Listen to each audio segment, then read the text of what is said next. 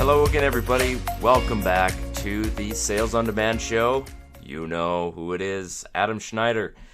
Today is, well, it's been a while since I've recorded my last podcast, and I'm releasing them both in a very quick, turnaround here. So the previous episode was actually recorded on April 20th, and I didn't release it until today, so that was quite a delay. No real excuse for that, just kind of got caught up doing things, and I thought, you know what, I'm not going to make excuses, I'm just going to do better. So I've decided Wednesday is going to be my podcasting day. Today is Wednesday. It is getting really close to the middle of May, which is terrifying because May is my favorite month and I don't want it to go away. But today, episode 133, and I'm going to be going back into business stuff here. We're going to be talking print on demand again. I know it took a little bit of a break from talking about print on demand, but no more breaks because I have been doing something that is absolutely, I was so excited when I first started doing this, and it has turned out to be pretty much exactly as I expected it to be.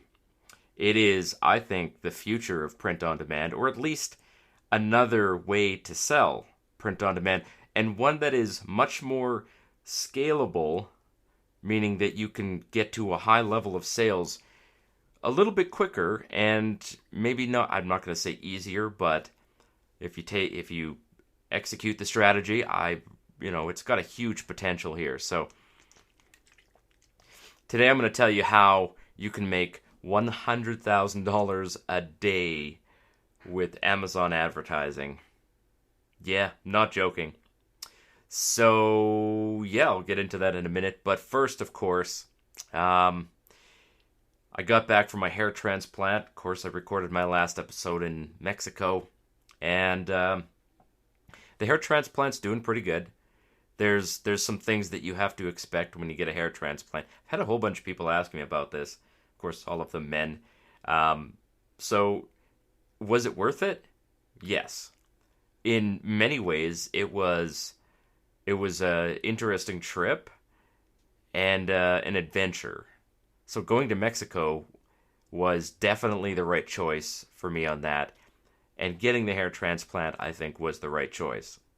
So the hairs that were transplanted are starting to fall out, which is normal. It's called shock loss. And it's basically because the hair follicle was literally yanked out of its previous location and transplanted. It goes dormant so that it can heal and sort of settle a bit, which is totally normal and really makes a lot of sense when you think about it, right? You're ripping body parts off and moving them, so it's you can expect a little bit of transitionary hair loss, but my expectation is that in 3 months, it'll start growing back and it'll start looking good. And apparently by 18 months, it'll be as good as it's going to get. And then it will never be any worse than that. I'll have hair till the day I die, where the transplants were put. The only thing is that, hair loss continues. It doesn't just stop because you got a hair transplant, right? So the existing hair will continue to, basically go away, and maybe someday I may have to do it again, or I'll just have to accept the hair loss. So maybe I bought myself 20 years of having decent looking hair. If that's the case, so be it. So be it. I'm totally okay with that. This was kind of a wild, spur of the moment thing. I wanted to look good, and while I'm still younger, I think it's worth it. When I get to my 60s, it'll be like, well, whatever, I'm 60 now, so who cares? As long as I'm not, 300 pounds when I'm 60, I think, I'll be winning. So yeah, that's the results of that, and I've been taking pictures to kind of track it. It's still pretty, I can feel it. There's not pain, but it's still tender a little bit, so that's normal. It'll probably still keep healing.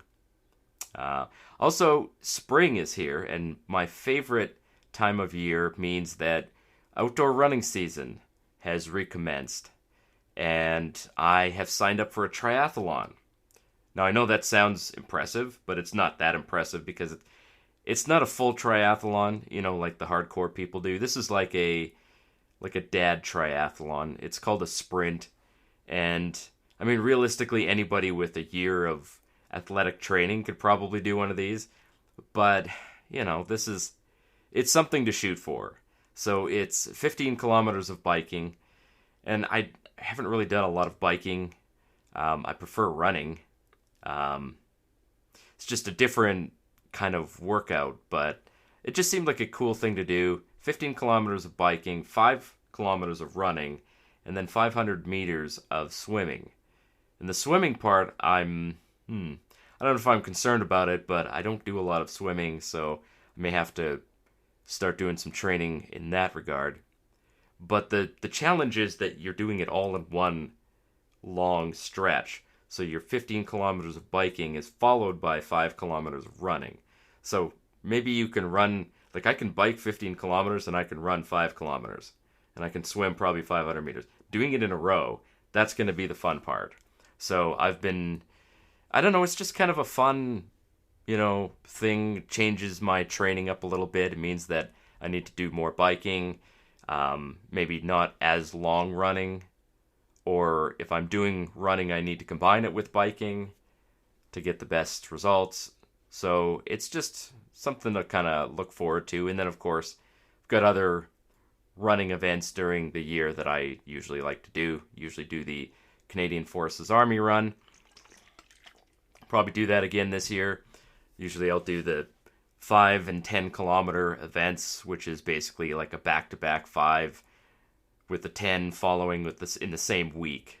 So it's not that hard because you're not doing it the same day. But I don't know. I mean, I'm not trying to become, Lance Armstrong here. I just want to be fit and healthy in my 40s. And I'm turning 41 this year, so I feel like I'm doing okay. I'm not fast, but it makes me feel healthier. So that's really the whole point. I'll probably do an episode on this someday, how to stay fit in your 40s, because it's way different than staying fit in your 20s. So anyway, look forward for that. Of course, if you guys want to know what I do for a living and how I do it, you can join my bootcamp series. Go to salesondemandshow.com/start. You'll get 5 free videos on, how to open up your own print-on-demand store. Just a really basic store on Etsy, how to launch your first products. It's all free. You can join my bootcamp, salesondemandshow.com/start. So I have to begin with a little bit of a history of Gear Bubble because this is where I'm doing the training. And I have a long history with Gear Bubble. Gear Bubble is a print-on-demand company, and it was founded by Don Wilson, who is a friend of mine, and theoretically he's my boss. Although he has turned over the day-to-day running of the company to another person, Brandon, who is now my direct boss for Gear Bubble. And a little while ago, I've been selling with Gear Bubble, and I've talked about Gear Bubble lots, but they were always just a company that I kind of sold with. And recently, I was offered to work for Gear Bubble, doing their social media management and creating content for them, which is something I really love to do. And I saw this as a brilliant opportunity to learn some things. And I was a little concerned because the time commitment. I was like, I'm already doing a lot of coaching and working for Rachel Raffay, which of course, I love that too. I'm like, do I really want to stack this on top of that? It was a little bit of a leap of faith to do this. I was like, I don't really need the money, but I want the experience. And I think that working for Gear Bubble, which, the low-hanging system, which is the training program that got me started with print on demand, Rachel Raffay's flagship training program. The low-hanging system really relies heavily on Gear Bubble, and I thought, well, you need somebody who is kind of like a liaison between the two of them. And I thought, well, that's me. So in practical reality, it's actually turned out exactly as I had hoped it would, where I know the platform probably better than anybody else. And I've become an expert in selling these products and using the platform. And I'm calling myself an expert just means that I'm still learning, but I'm good at it, right? I'm now in the ranks of other experts, learning from them, and they're learning from me, and we're all just kind of learning from each other at a high level. So that's the recap. That's sort of the backstory of how I got started with Gear Bubble. Now let's talk about making $100,000 a day with Amazon ads. So probably last year, maybe it might have even been 12 months ago, Gear Bubble started offering these jewelry products. It's not a brand new product. It is something that other companies have offered, and Gear Bubble has tried to offer similar types of products. They had something they called the message cards. It was a very similar product, and the message card it's a necklace on top of a printed card, and it's inside a box. So you give it to somebody as a gift. The actual gift is the necklace, but what you're selling is the message, right? So it's almost like, when a grandparent gives their grandkid a birthday card with $50 in it, like the $50 is the gift, but the card is the message, right? So there's two elements to them, and one of them is customizable. The other one is sort of the value added draw, but it is the message that people want, and this is the only thing that we can edit. So if you haven't already had a look at these message cards or these precious jewelry cards, go to gearbubble.com, sign up for a free account, and just have a look at them. They're actually they're amazing, and they are actual like precious metal. They're not pewter or stainless steel or anything like that. They are made of what do they call it? Sterling silver. So it's called 925 sterling silver, meaning that it's 92.5% silver with some alloys in there to prevent it from, tarnishing and stuff, which is probably pretty important. Pure silver is actually not very ideal to make jewelry out of because it does tarnish. But sterling silver is very tarnish resistant, and these products have they have gold plating on them, so triple gold plating, and they look and feel expensive. Like they're very nice looking. I received 5 samples in the mail from Gear Bubble. They sent them to me, and they said, have a look at them, take pictures, tell us what you think. And I was like, these are amazing. The pictures don't do them justice. They look really good. So it's a great product. It's a phenomenally good product, and Gear Bubble is offering these because Gear Bubble was actually acquired by a company called Bergio. And I didn't know this before, I kind of learned the history of Gear Bubble and Bergio. Bergio is a jewelry company. They produce and sell precious jewelry. That's their expertise. And so when they acquired Gear Bubble, it wasn't just this random, we think we're going to buy this print-on-demand company. There was a whole backstory to it. The intention was to acquire Gear Bubble and offer these really high-end precious jewelry products and kind of make that a foundation of the company. And so far, that seems to be a good decision. Like, I can't see any part of this, decision that has any, nothing wrong with it. Like, it was a really good move, and it was definitely a way to expand Gear Bubble and offer a new product that is high quality and very desirable.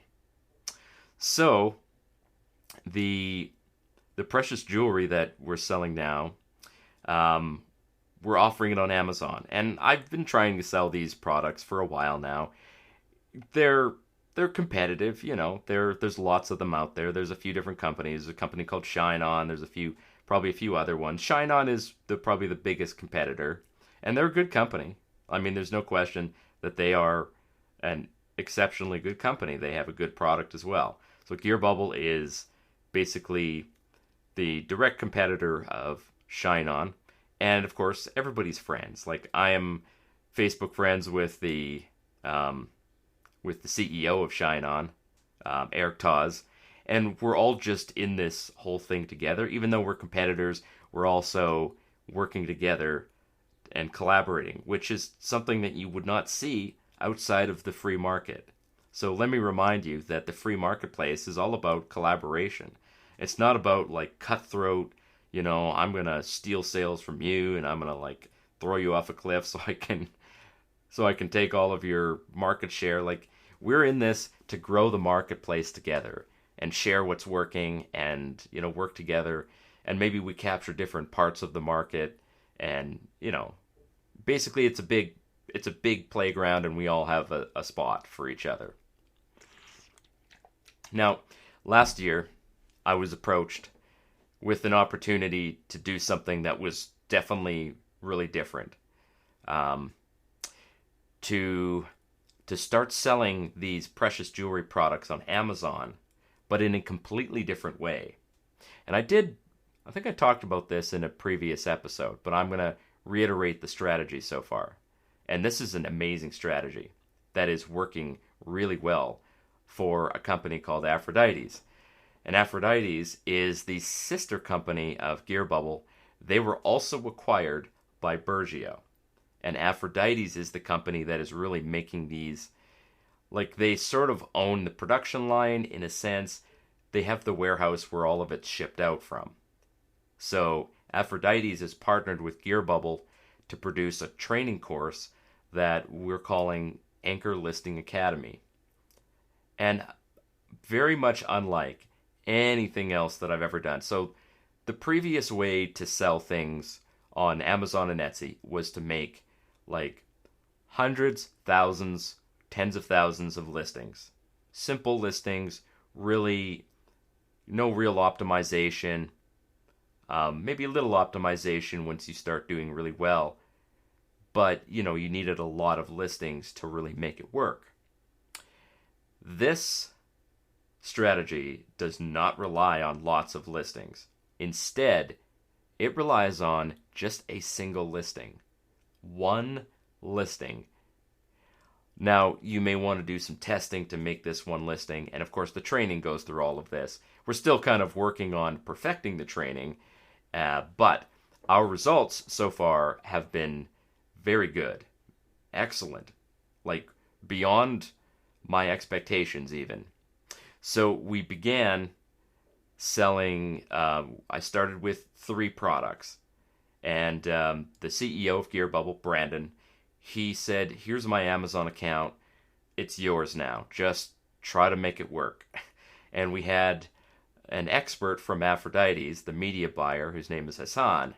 And he's like, all right, so this is the strategy. And he wrote it out for me. And he's like, all right, ask me questions if you need it, but, just go out and try to make this work. And I was like, cool. All right, I've got like toys to play with now. So, I started diving in and we launched 3 products and started running ads. And if you know anything about Amazon, of course, you know that there's 2 ways to sell products on Amazon. The first way is merchant fulfilled, aka print on demand, where somebody buys the product, it gets printed and shipped, and they receive it 2 weeks later. Then there is something called FBA, which is fulfilled by Amazon. And this is where you actually send the product to Amazon before anybody purchases it, right? So you've got pre-printed items. And of course, I've been using FBA to make lots of money on Amazon. It's my number one method of making revenue on Amazon. It's been wildly successful for me. And I've played with Amazon ads quite a bit. Even taught it in my course, the Print on Demand A to Z. And I thought I knew pretty much everything there was to know about Amazon ads, except that, I didn't know everything, and I just was working with what I knew to kind of make it work. So the trick with this is that instead of just dabbling in Amazon ads, you're really going hard. And instead of selling a couple $100 a day, which is possible during, peak seasons, and I've had $1,000, $1,500 days, but we're talking about 10, 20, 30, 50, 100 times that amount here. And Aphrodite's just had 3 days in a row where they sold more than $100,000 in a single day just on Amazon, just with they've got like three main products, and then they've got a few other ones that are they're trying to get them working. But the three main products are the top products that they have. So 3 products on Amazon producing $100,000 in a single day, multiple days in a row, and probably the lead up to that, So it's not like on Amazon, if you're doing $100,000 a day, then the day before that, maybe you didn't do 100, you did 90. The day before that, maybe you did 80. The day before that, 75. So overall, during the holiday season, we're talking about well over probably 1.5 million in sales. And that would take place over a period of maybe like 2 weeks. So you can see that this is crazy. With 3 products. 3 products. And that's it.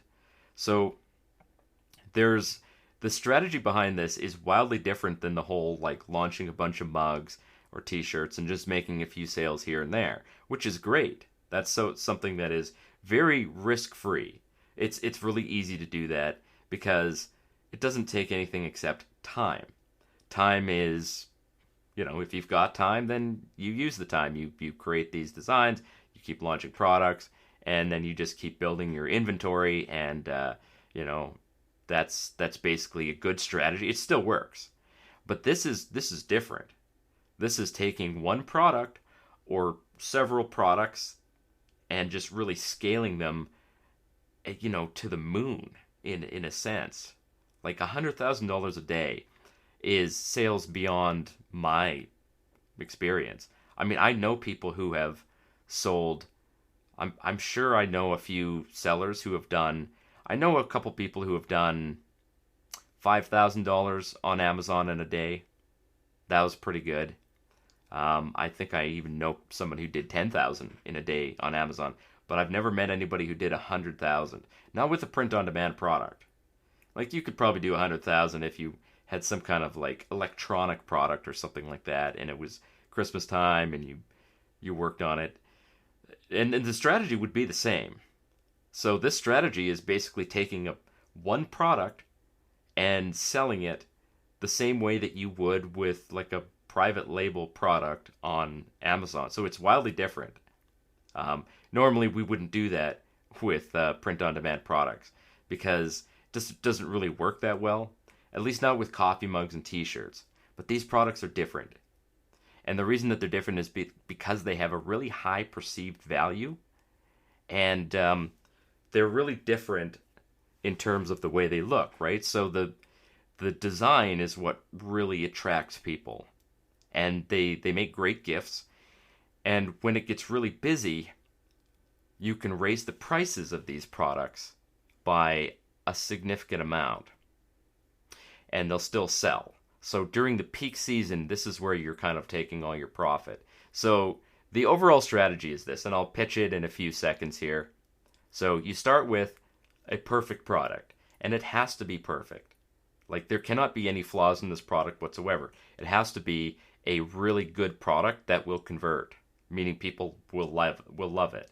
So whatever you got to do to make that happen, then you do that, right? So you're spending a lot of time researching. You're outsourcing the design of it and all of this stuff. Then you launch the product and you make the listing perfect as well. or as perfect as you can make it.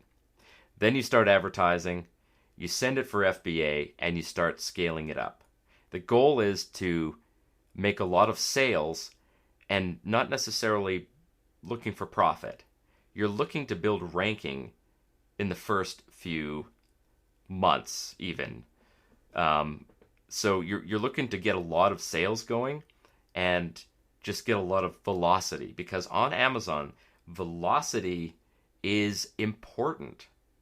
It actually is a very important factor.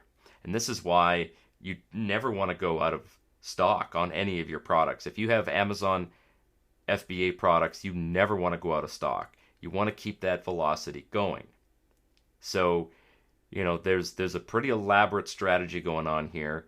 And of course, I couldn't possibly explain it in a podcast episode, but that's the overall 10,000 foot view, is that you're just working with one single product to try and scale it up.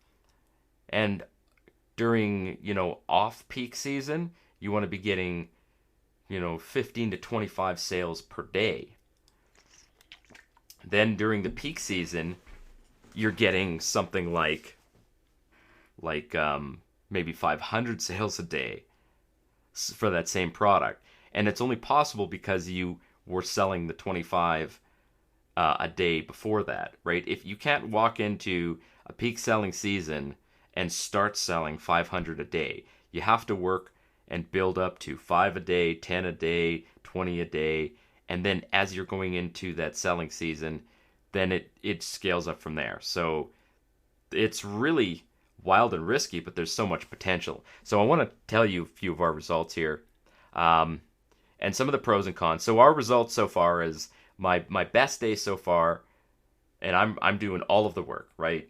I'm just following the training that I've been receiving from the master himself, this other guy who's the one responsible for getting the $100,000 a day. My best results so far have been 7 sales per day. And that was the best day that we had so far. And I haven't even begun to really scale this up. And that was not during a peak season, right? So that was just the week leading up to Mother's Day. But the product that we're selling is not a Mother's Day product. It's actually a product for a daughter.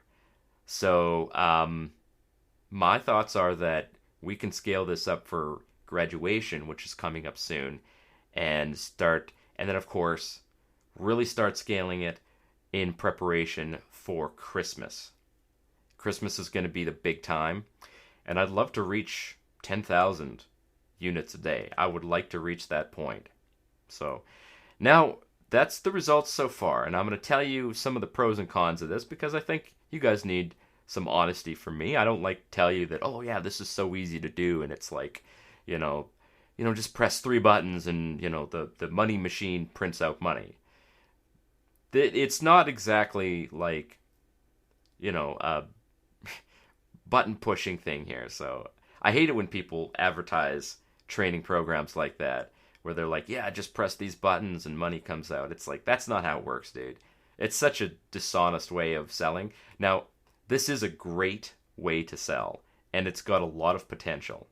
But there are some challenges. So I'll tell you the pros, and then I'll tell you some of the challenges. So one of the pros of Amazon ads is that they're easier than Facebook ads.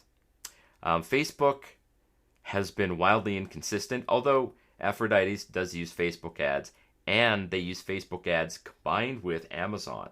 So that's something I'm going to have to dive into and learn how to do, and figure out how to do that. So yeah. So it's easier to start than using Facebook ads, and it's a little less risky because you're not spending a lot of money, but you are spending some money. Now, Amazon gives you lots of data, and when you are running ads, Amazon doesn't make you pay like right now. The cost of the ads comes out of the cost of the sales. So, as long as you can keep fulfilling the product, you can basically just keep running ads at a pretty high level. So it's quite a bit easier than Facebook ads, in my opinion, and it's more reliable. Like, we're getting more reliable results than we would with Facebook ads. Now, the cons is that, much like flying a jet plane Amazon has a lot of options. Like, you get a lot of data, but sometimes a lot of data can become really confusing. Now, the other thing about Amazon is that the platform, as much as I'd love to say that Amazon is a very reliable platform, the software needs some work. So we've had all kinds of weird glitches on trying to get the products launched. Once you get your products launched and you start advertising, usually these problems are not, it's not a real problem. But a lot of people have had some struggles getting their products launched because Amazon has rules about the pictures and all kinds of just weird things that I didn't really expect to be an issue. Now, a lot of these issues come because people are not familiar with Amazon. So they try to do things that Amazon doesn't like, and they didn't know that Amazon doesn't like this.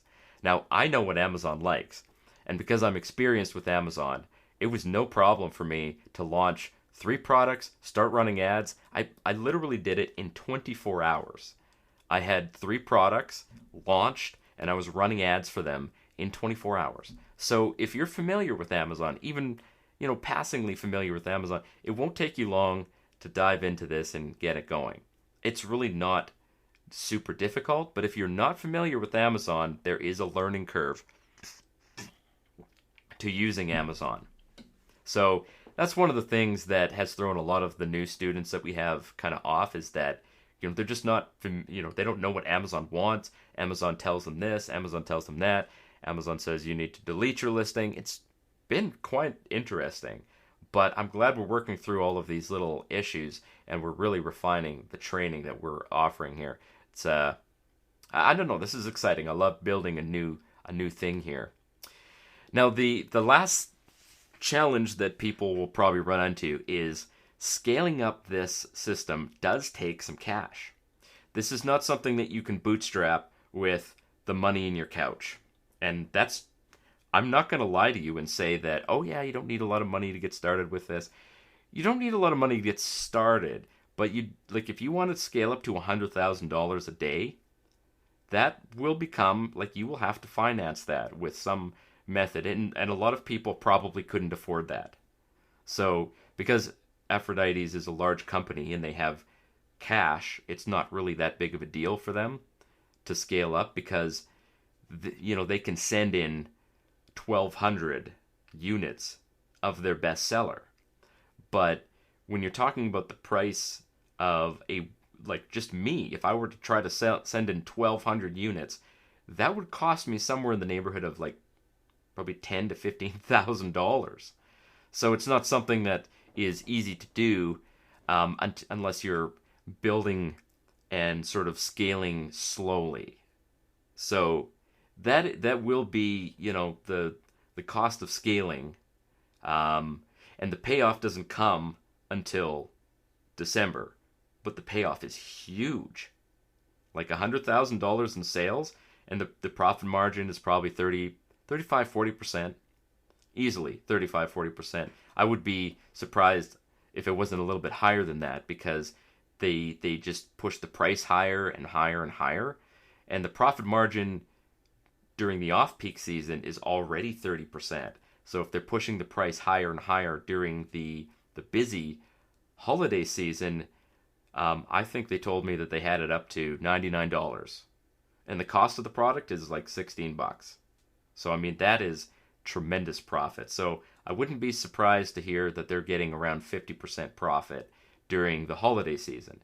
Now, you're not making that much profit during the off-peak season, but that holiday season, that makes up for everything. So your real goal is scaling, and you get the payoff during the holiday season. So it's not like you're making this steady stream of profit. You need to be able to look forward to that holiday season. So yeah, that's the crux of it. And we are going to be offering this training to students. I will be an affiliate for this program. And so if you guys want to hear more about what I'm doing here, watch and shoot. I'm going to have an affiliate link for this soon. There's a few more technical details that we got to nail down before we add more students to the program. And then we're going to be offering the FBA ordering to regular non-students fairly soon. Again, we're still nailing down the technical details of all of that, because like FBA is a lot different than print on demand, because there's just a bunch of differences between the two of them that we gotta get right so that everything looks and runs smoothly. So keep an eye out for that. But I'm just really excited about this because selling mugs is great, and I still like selling mugs. But I wanted something that I could scale up quickly. And I've been looking at doing advertising, and I've been looking at doing some other product, right? And this is that product for me. And I would like to offer these kinds of products with many different types of advertising, including TikTok, looking at maybe Google search, Google shopping, and then Facebook ads. Like, as much as Facebook ads have not been very good recently, and Facebook is it's not dying as a platform, but it's not doing well. I still think there's a place for Facebook in this overall strategy, and I would like to build up a $1 million empire. That's been my goal, and I'll probably run that for a few years and then maybe sell it or something like that. I would love to have just this big chunk of capital that from selling a huge thing, scaling something up really big and either running it or selling it. So if I like running it, I'll keep running it for 5 or 10 years. And if I decide to sell it, then I know that I can bail and really never have to work again in the sense that, getting a job or anything. And I can just kind of do what I want to do. And, maybe give away a bunch of money and do a bunch of stuff that, you would never have dreamed of being able to do. Kind of like winning the lottery in a sense. So that's my overall strategy here. And that's the end of the episode, guys. So thanks for listening. And of course, find this show on the internet, on Google, the Google Store, also on Spotify, iTunes. Leave a review if you like what you're hearing here, and we'll see you guys in the next episode next Wednesday. Cheers.